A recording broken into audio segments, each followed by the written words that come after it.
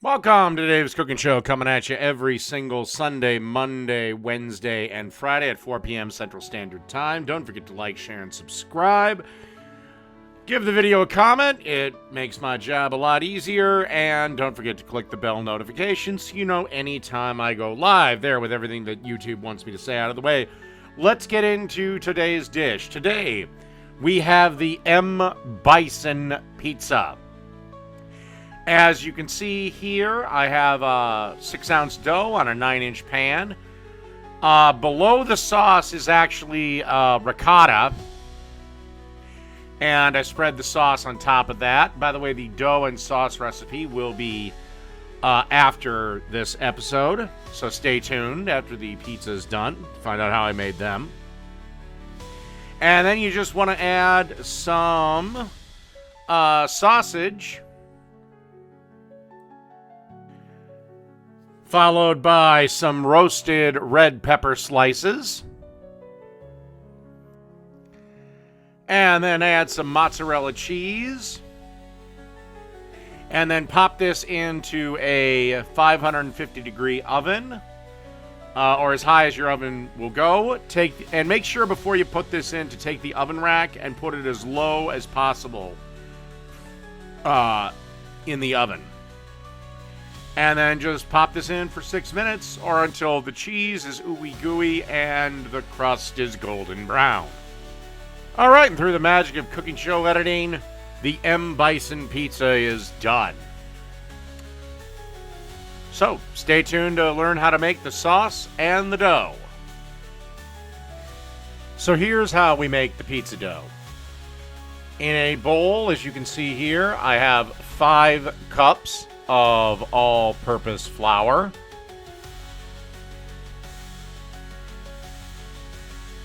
Then I'm going to add 2 packs of instant dry active yeast. If you use regular active dry yeast, not the instant stuff, then you will have to warm up the beer to about 110, give or take. Then we want to add a 1.5 teaspoons of sea salt. And then you want to add 16 ounces or 1 tall boy of beer. Can be pretty much any beer you like. I just go with Budweiser because that's what I like. Okie dokie. Then we just want to get our paddle attachment and turn it on and let this mix around, knead around for 8 to 10 minutes. Then I took the dough out, formed it into a ball, got about a half a tablespoon to a tablespoon worth of olive oil, covered it. Then I covered the bowl with a towel, put it in a depowered oven, oven that's turned off, and let that proof for about 2.5 to 3 hours. Then I divided it into 5-ounce balls, covered them on a baking sheet, and let them proof again for about 45 minutes. Now, if you want this dough to develop flavor further, seal the, put it in either a Tupperware thing and seal that, or cover this in clear film and leave that down in the fridge for 24 to 72 hours. All right, that's pretty much the dough recipe.